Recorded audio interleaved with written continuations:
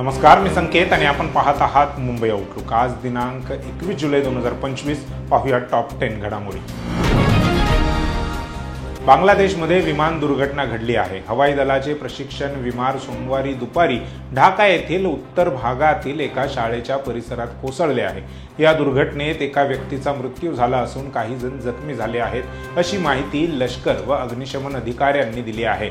F-7BGI हे विमान ढाकाच्या उत्तर भागातील माइलस्टोन स्कूल आणि कॉलेजच्या परिसरात दुपारी कोसळले। शाळेत मुले उपस्थित असताना ही दुर्घटना घडली आहे। गेल्या महिन्यात अहमदाबाद विमानतळावरून लंडनकडे निघालेल्या एअर इंडियाच्या विमानाचा भीषण अपघात झाला होता। या अपघातात 275 नागरिकांना आपला जीव गमवावा लागला होता। त्यानंतर एअर इंडियाच्या अनेक विमानांमध्ये तांत्रिक बिघाड झाल्याच्या बातम्या समोर आल्या होत्या। अशातच आता मुसळधार पावसामुळे मुंबई विमानतळावर एअर इंडियाचे विमान घसरल्याची बातमी समोर आली आहे। केंद्र सरकारतर्फे UPI वापरकर्त्यांसाठी एक मोठी घोषणा करण्यात आली आहे। नॅशनल पेमेंट्स कॉर्पोरेशन ऑफ इंडियाने UPI द्वारे पेमेंट करण्याच्या नियमांमध्ये मोठा बदल केला आहे। आता वापरकर्ते UPI द्वारे सोने कर्ज, व्यवसाय कर्ज आणि FD रक्कम देखील पाठवू शकतात। कर्ज खाते UPI खात्याशी देखील जोडले जाऊ शकते। या ॲपद्वारे तुम्ही पेटीएम, फोनपे, गुगल पे सारख्या UPI पेमेंट सुविधा प्रदान करणाऱ्यांद्वारे क्रेडिट कार्डपासून व्यवसाय कर्जापर्यंत अनेकविध पेमेंट करू शकाल। 31 ऑगस्ट 2025 पूर्वी हे नियम लागू करण्याच्या सूचना देण्यात आल्या आहेत। जेव्हापासून डोनाल्ड ट्रम्प हे अमेरिकेचे राष्ट्राध्यक्ष झाले आहेत तेव्हापासून ते साऱ्या जगाला त्यांच्या वेगवेगळ्या निर्णयांमुळे टेन्शन देत आहेत। आता त्यांनी थेट रशियाला धमकी दिली आहे, परंतु त्याचा फटका भारताला बसणार आहे।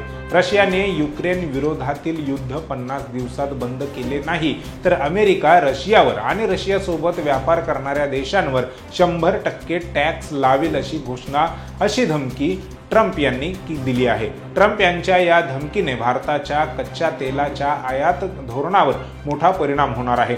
एवढंच नव्हे तर भारतात पेट्रोलच्या किमती या 8 ते 10 रुपयांनी वाढण्याची देखील शक्यता आहे। येत्या 27 ऑगस्टला गणेशोत्सव असून आतापर्यंत बाप्पाच्या आगमनाची तयारी सुरू आहे। गणेशोत्सव म्हटलं की मुंबई पुण्यात असलेले चाकरमानी मूळ गावी हमखास जाणार म्हणजे जाणारच। खास करून कोकणात जाणाऱ्यांची संख्या जास्त असते।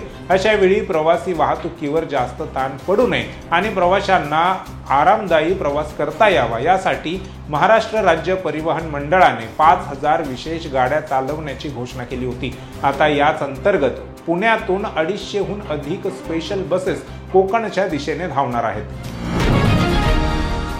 मुंबईला हादरवून टाकणाऱ्या साखळी बॉम्बस्फोट प्रकरणातील सर्व आरोपींची मुंबई उच्च न्यायालयाने आज निर्दोष मुक्तता केलेली आहे।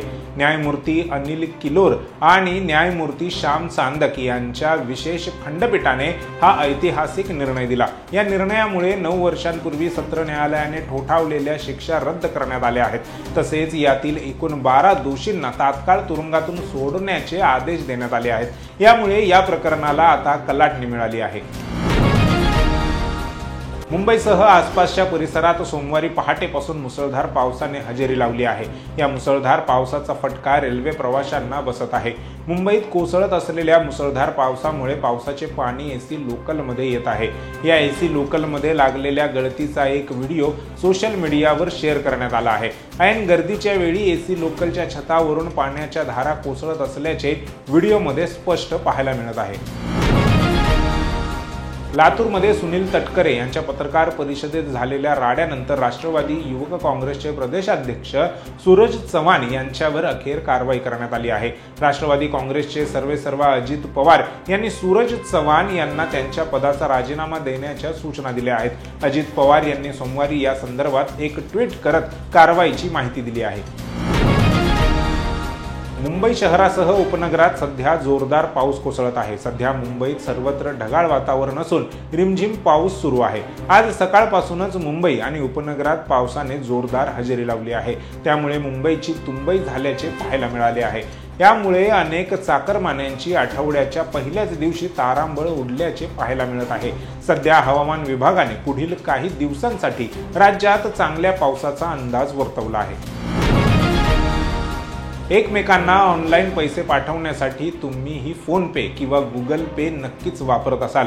खरं तर या सुविधेमुळे आपला बँकेत जाण्याचा वेळ वाचतो आणि अगदी कमी वेळेत एकमेकांना पैसे पाठवणे तसेच इतर अनेक कामे आपण करू शकतो। परंतु आता येत्या 1 ऑगस्ट पासून फोन पे आणि गुगल पे बाबत नियम बदललेले आहेत। नॅशनल पेमेंट्स कॉर्पोरेशन ऑफ इंडियाने UPI सिस्टम जलद, सुरक्षित आणि स्थिर करण्यासाठी बँका आणि पेमेंट ॲपसाठी नवीन API मार्गदर्शक तत्त्व जारी केले आहेत। त्याचा परिणाम थेट सर्वसामान्य ग्राहकांवर होणार आहे।